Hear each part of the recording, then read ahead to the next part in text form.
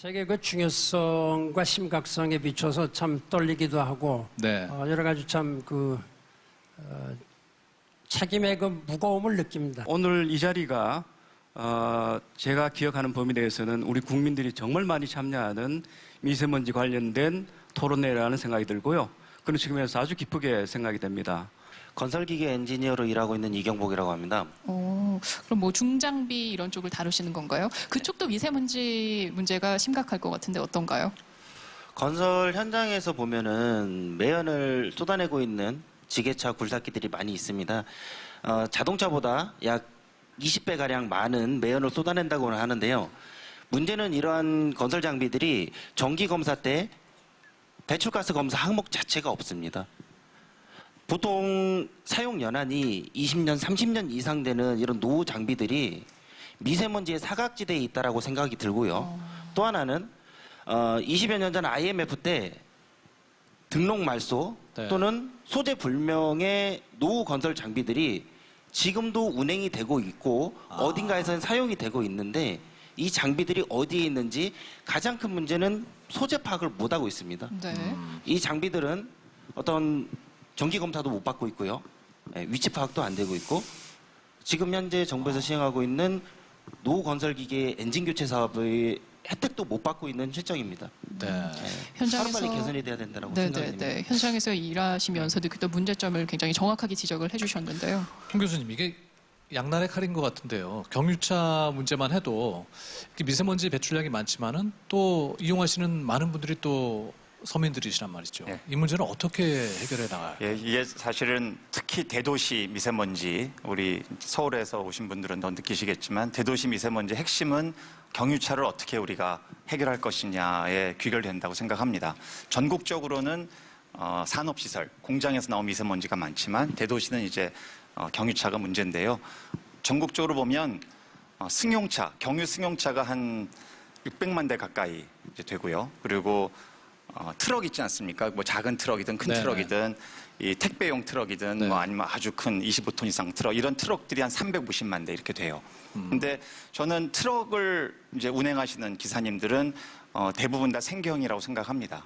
그래서 이분들에게는 일부는 이제 또 보조금도 현재 지불 이제 하고 있는 상황이죠. 그래서 이 경유라는 것이 그 두 면이 있는 것 같아요. 정말 생계형으로 쓰시는 분들이 계시고 좀 죄송하지만 별로 생계형이 아닌데 이런 SUV 차들 있지 않습니까? 이런 차들이 특히 수입하는 SUV 차 대부분 다 경유차들이에요. 이 큰 네. 차들. 그래서 이게 우리나라의 좀 독특한 문화 같은데 큰 차를 쓰고 싶다는 욕구가 굉장히 강하세요. 그래서 이 부분에 대한 우리가 좀 적정 규제가 필요한데 이제 이런 것들은 경유값을 올려야 되는 문제가 생겨서 굉장히 이제 복잡해지긴 하지만 그래서 저는 어쨌든 경유값은 올려서 이런 경유차에 대한 무분별한 소비는 좀 규제하는 것이 필요하고 그렇지만 생계형 트럭 기사님들 이런 분들에 대한 대책은 필요하다. 대책은 여러 가지가 있습니다. 직접적으로 생활 보조금을 줄 수도 있고요. 최근에는 이 기술이 많이 발전이 돼서 소형 트럭은 전기차라든지 LPG 트럭이 상당 정도 경유 트럭을 대체한 것으로 기술적으로 문제가 없는 것으로 돼 있습니다. 그래서 이런 트럭들만 우리가 교체해주고 정부가 적극적으로 지원금을 줘서 친환경 트럭으로 교체만 해도 골목을 누비는 소형 트럭들, 택배 엄청 많이 하지 않습니까? 이런 것들은 상당 정도 해결될 수 있다. 이것은 저는 정부가 1차적으로 예산을 좀 투입을 해서 해결해야 될 문제라고 생각합니다. 공무부장님, 아까 그 건설 기계 장비와 관련해서도 거기서 이제 배출이 많이 되고 또 노후화된 장비들이 많다고 했는데 여기에 대해서는 어떻게 좀 대책을 마련해야 할까요? 뭐 정확하게 문제점을 지적을 해주실 것 같아요. 이제 건설기계 쪽 아까 저희가 이제 전에 설명드리면서 누락 배출원 혹은 과소 평가된 배출원이라고 이야기할 때 건설기계도 그 하나에 들어가는 그런 카테고리에 들어가는 부분입니다. 그래서 근데 이제 저희들이 보면 2015년부터 건설기계에 대한 제작차 배출 허용 기준이 만들어졌고 그 이전에 30종이 이제 확대가 됐는데 그 이전에는 단지 6종밖에 없었거든요. 그래서 이제 지금 현재 이렇게 운행되고 있는 건설기계들 상당 부분이 그 배출 허용 기준 없이 만들어진 자동차들 다니고 있고 그러다 보니까 운행 단계에서의 그 관리라든지 이런 것들도 지금 빠져 있는 부분이죠. 그래서 그런 부분들은 빨리 이제 실태 조사를 하고 등등을 해가지고 이제 뭔가 이렇게 그 제도적으로 이렇게 뭔가 뭐 이렇게 기준을 설정한다든지 그 진단을 한다든지 하는 그런 과정들이 있어야 되겠고요.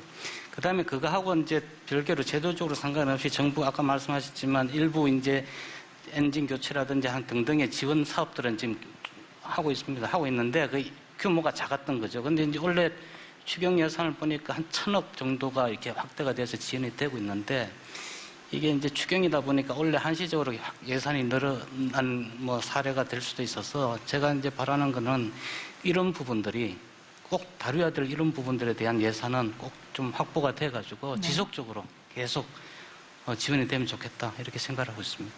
네, 네. 알겠습니다. 경유 차량이나 또 중장비에 대한 또 좋은 해결책이 나오길 기대해 보겠습니다. 또 여기 계신 분들 이야기 좀 더 들어볼까요?